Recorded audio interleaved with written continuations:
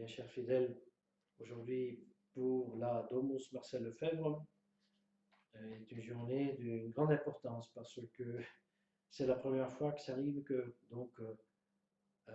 un nouveau prêtre chante sa première messe, n'est-ce pas, solennelle.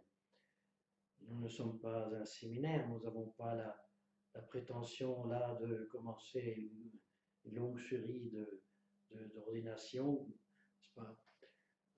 Nous sommes dit, si nous réussissons à avoir un prêtre, deux et quelques fidèles qui continuent, ça nous suffit comme une simple, je dirais, paroisse.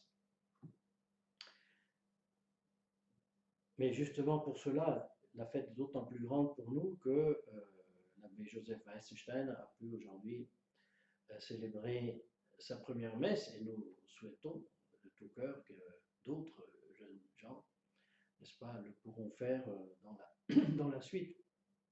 Actuellement, il y a des trois séminaristes autrichiens qui sont à Omaha, dans le séminaire où Don Joseph Weissenstein, là, le 12 décembre, a reçu l'ordination sacerdotale.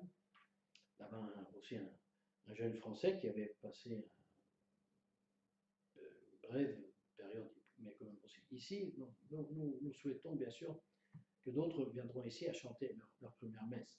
C'est clair.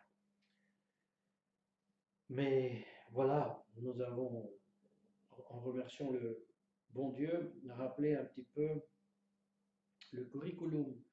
Cette période de 7 années, n'est-ce pas, et 4 mois que l'ingénieur Joseph Weissenstein a passé ici pour étudier et recevoir les ordres mineurs, ensuite le sous-diaconat, ensuite le diaconat et maintenant la prêtrise. Nous l'avons présenté rapidement. Il est né le 25 août 1984, n'est-ce pas, dans une famille nombreuse. Il a 12 frères et sœurs. Et en plein milieu de la forêt, n'est-ce pas, c'est leur vie. Et c'est aussi l'objet de ses études. Il a fait un institut technique supérieur qui formait spécifiquement à traiter avec le bois, la même chose à l'université. Il a fait l'université à Vienne où il a étudié ça.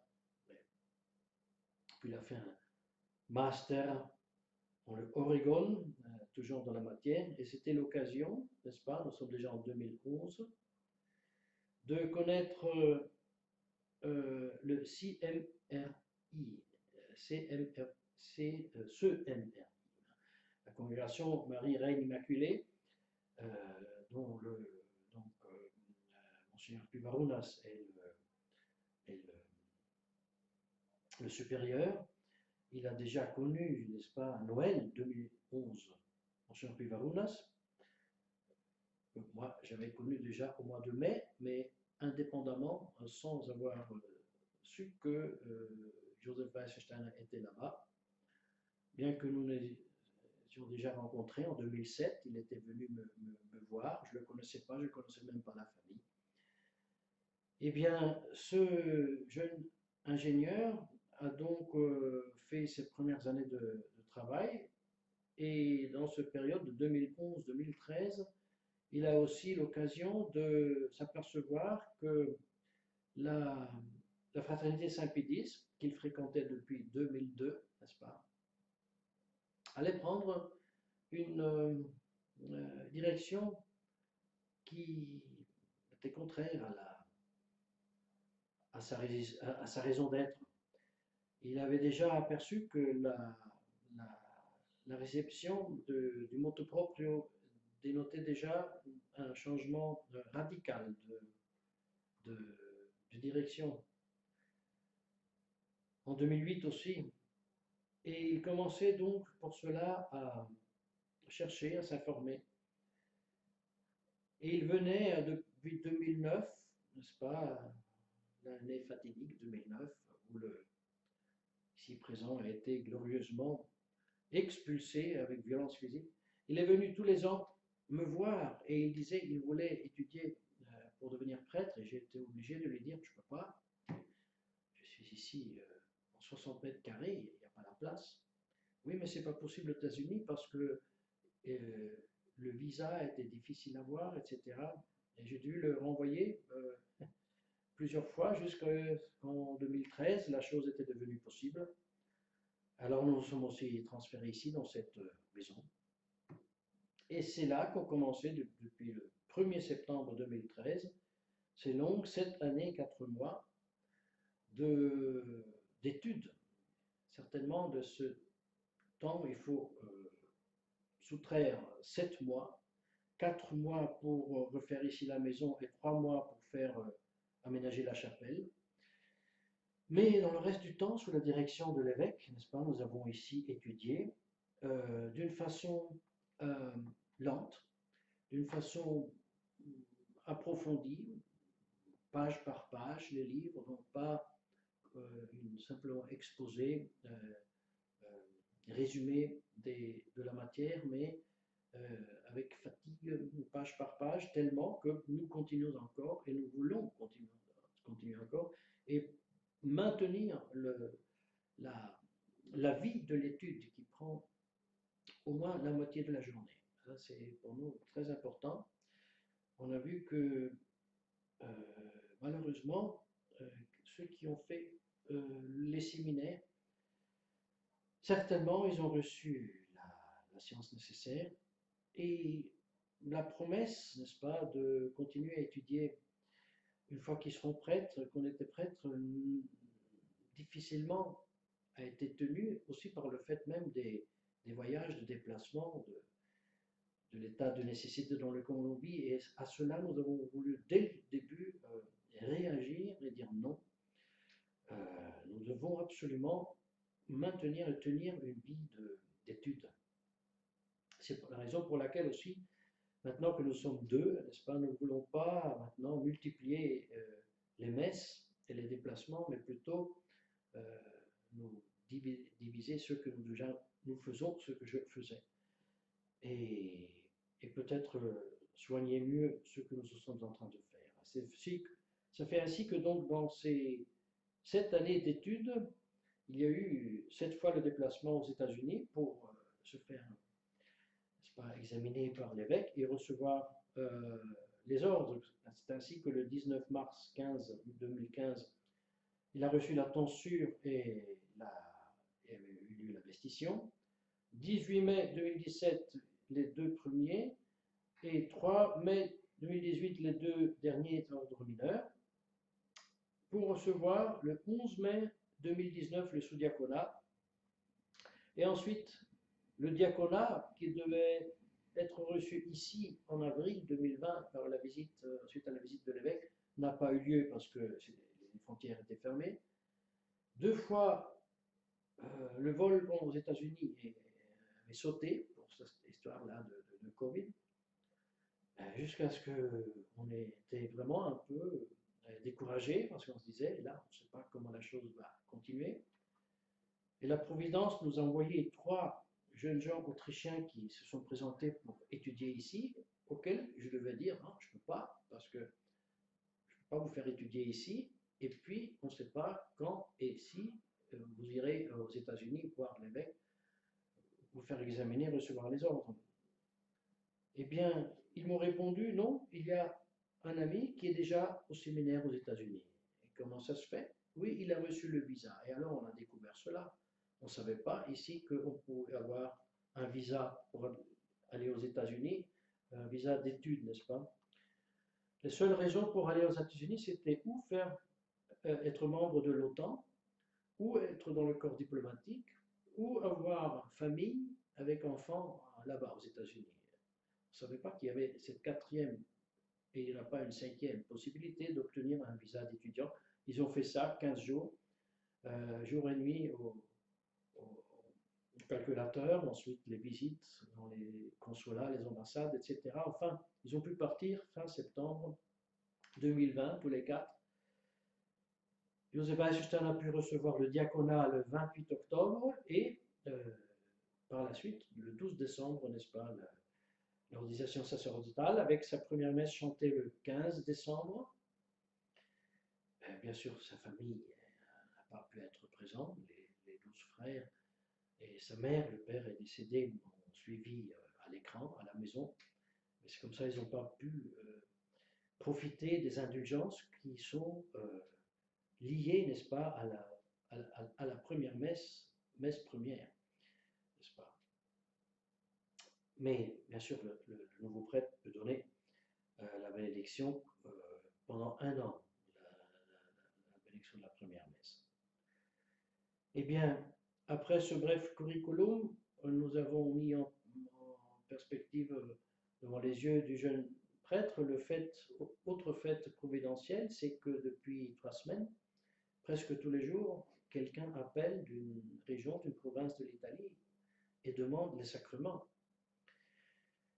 Ceci est aussi encourageant et ça sera certainement une possibilité de développer l'apostolat.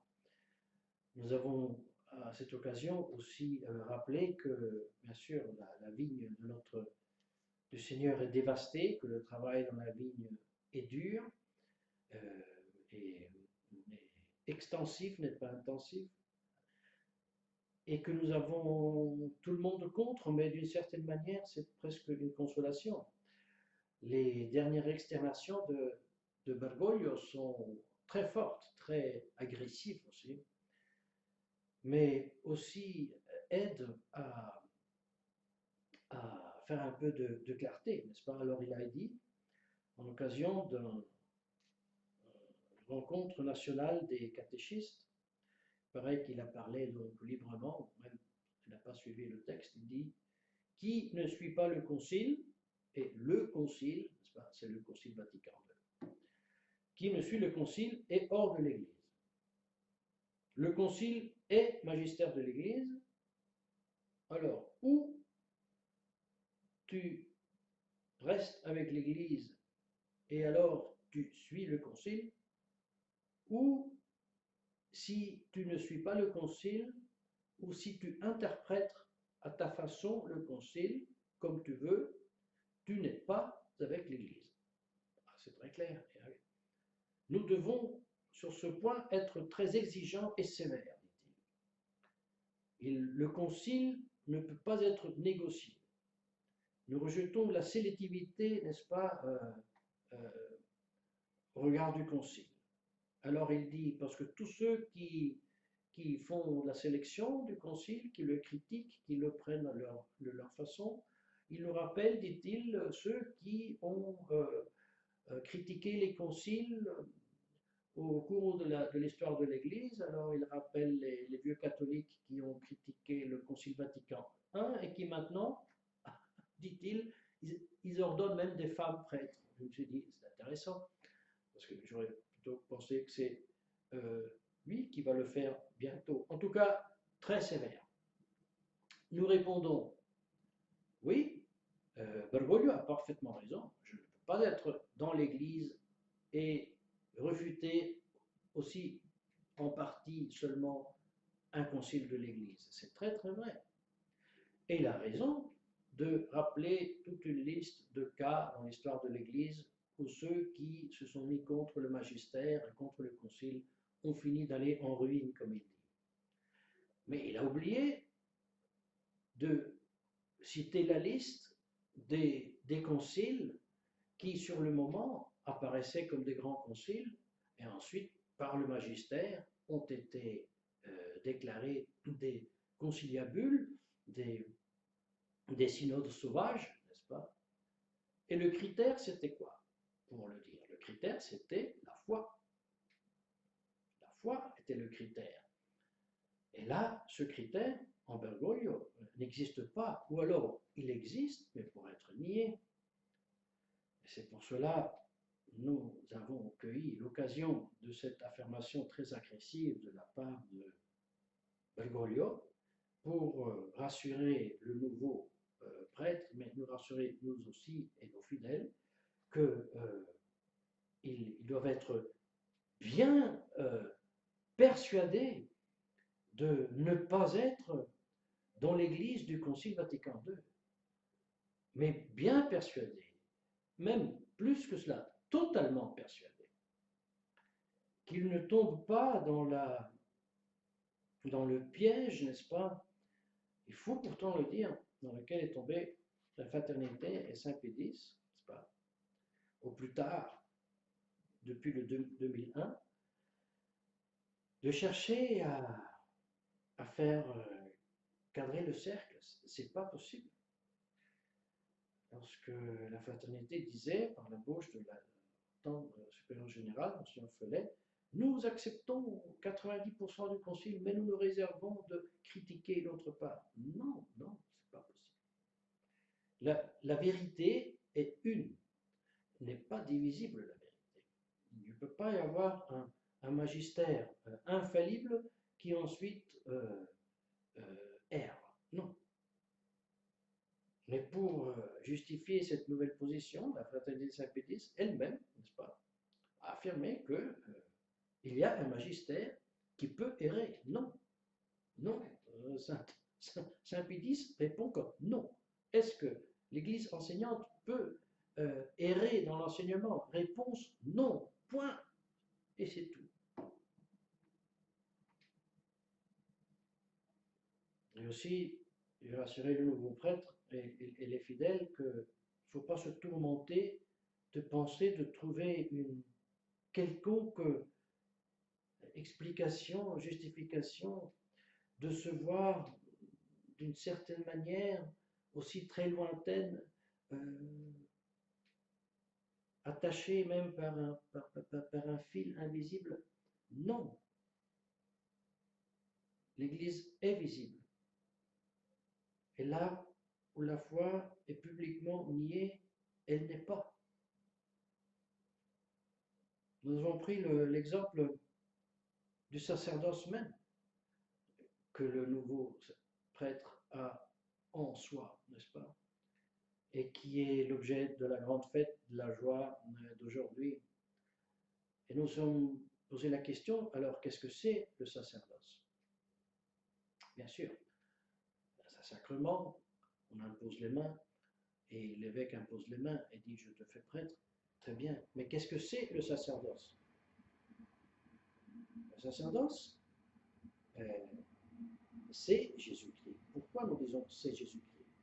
Parce que si nous disions le sacerdoce est une qualité de Jésus-Christ, est quelque chose que Jésus-Christ a fait ou a reçu, ou qui le caractérise, ça serait faux. Parce que, à la différence de ceux qu'enseigne justement l'Église de Bergoglio avec son concile, son catéchisme, ses théologiens, à la différence de ceux que eux enseignent, n'est-ce pas, le sacerdoce de Jésus-Christ, c'est le fait que la deuxième personne de la Sainte Trinité a uni en soi les deux natures. Cette union même constitue le sacerdoce de Jésus-Christ. À la différence, ce que les copains de Bergoglio enseignent, n'est-ce pas, et ils se vantent de l'enseigner, comme le Caspar et tous les autres, Hans Urs von Balthasar, tous, n'est-ce pas? Alors oui, le sacerdoce de Jésus-Christ, c'est quelque chose qui se passe au moment que Jésus-Christ se fait baptiser par Saint Jean-Baptiste dans le Jourdain, lorsque il est oint, n'est-ce pas, prêtre, par l'Esprit Saint envoyé par le Père. Non, absolument pas. Ça, oui, que c'est une hérésie qui était déjà condamnée dans les premiers siècles. Une hérésie qui a revécu cycliquement jusque que dans le 19e siècle, elle a revécu fortement et a été condamnée sous Pie IX. Et maintenant, elle revit dans la bouche et sous la plume de tout ce qu'il y a de plus in au point de vue, n'est-ce pas, théologique, ecclésial de l'Église contre l'Église conciliaire. Non, c'est une négation du sacerdoce de Jésus-Christ, et avec cela, une négation de l'incarnation, et avec cela, une négation de la divinité de notre Seigneur Jésus-Christ. Nous avons pris cet exemple parce que tout cela est très grave de conséquences. Parce que là, il ne s'agit pas seulement de pensées hérétiques et fausses. cela s'est concrétisé dans les faits, parce que cette négation de la divinité de Jésus-Christ, de son incarnation et de son sacerdoce, a produit une nouvelle intention dans laquelle on a fait des nouveaux sacrements, une nouvelle consacration épiscopale, une nouvelle ordination sacerdotale. Les ennemis de l'Église sont réussis à abolir le sacerdoce, non dans l'Église catholique, parce que l'Église catholique était en dehors de l'Église conciliaire.